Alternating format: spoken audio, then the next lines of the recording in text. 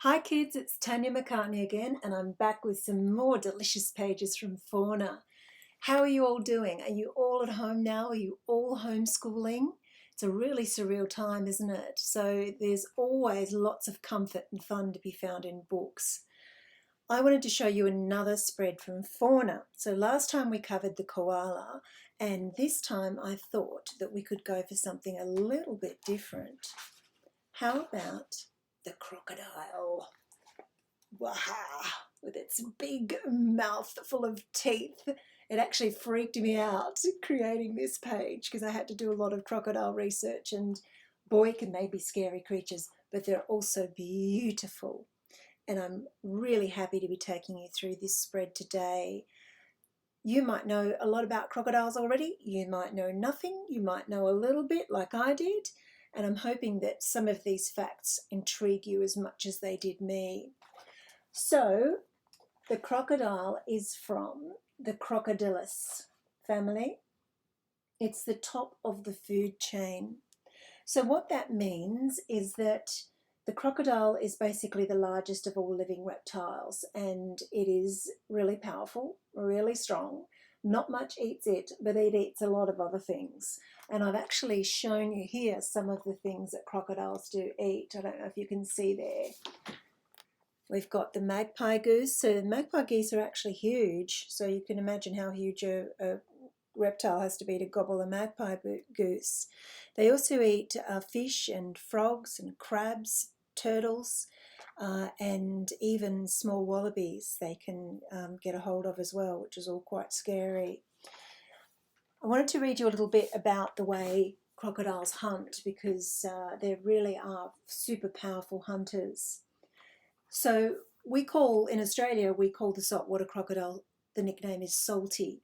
So salties are aggressive hunters, much more so than freshwater crocs that are often a lot smaller.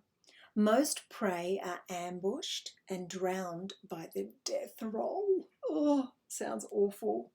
Then they're either swallowed whole or torn into chunks. Eep. Hiding in the water with only their nostrils and eyes above the surface, salties can lie motionless for long periods of time. They can also stay fully submerged for up to 2 hours by reducing their heart rate to just a few beats a minute. Amazing. Crocs occasionally eat stones to help break down their food, and they can actually go for months without food, generally eat a full meal only once a week. And the larger the croc grows, the more varied its diet.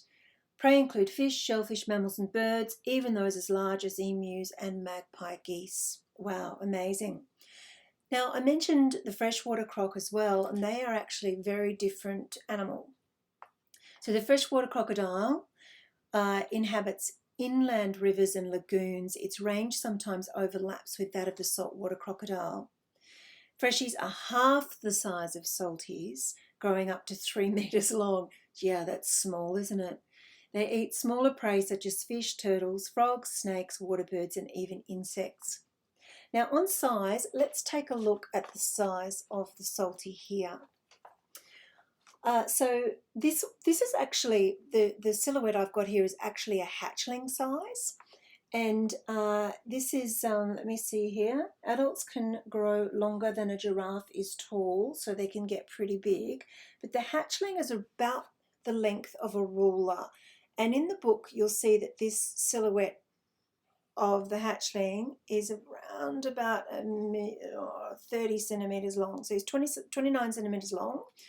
And that's his actual size. So when you get the book and look at him, you can actually see what they're like when they come out of their eggs. So they're actually quite big when they come out of their eggs.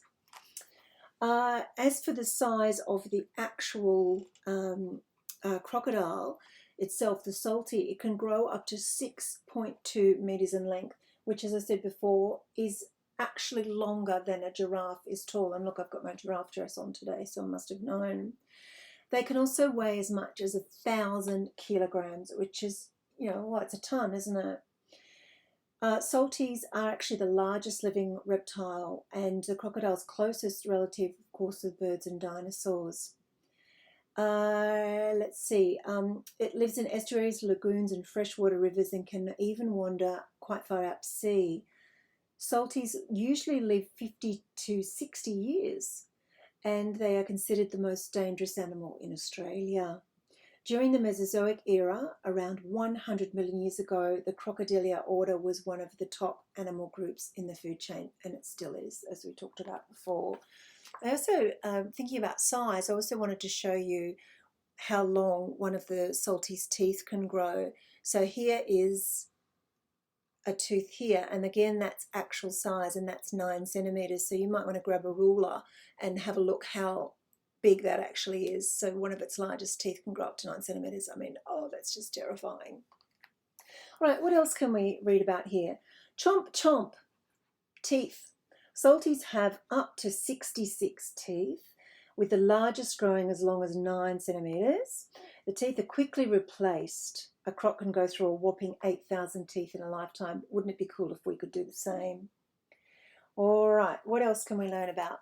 Okay, so this is amazing. Crocodiles are 3 times faster than humans in water, so don't even think about outswimming one. Also, they can spend up to 11 hours a day in the water. When they dive, their nostrils shut and their throat is closed by a large flap of skin inside the throat. Special glands on the tongue eliminate extra salt from the body, allowing them to thrive in salt water. And there's a few different animals that have that capability. They will live in salt water, but they're able to excrete that extra salt from the body. And then, I also wanted to show you another actual size thing is this egg here. So this is an actual egg size of 8 centimeters when the crocs are when the mum croc first lays her eggs. We can also look at the different parts of the crocodile. So of course they have strong back legs. They have softer belly skin than on the top. A tough, bumpy hide is caused by bony plates under the skin, and they're called osteoderms. The tail is a muscular tail, and it's flattened on both sides. It has a small brain. You know, it's certainly not like a dolphin who's very intelligent. Transparent eyelids, which means that it can submerge in the water and still be able to see.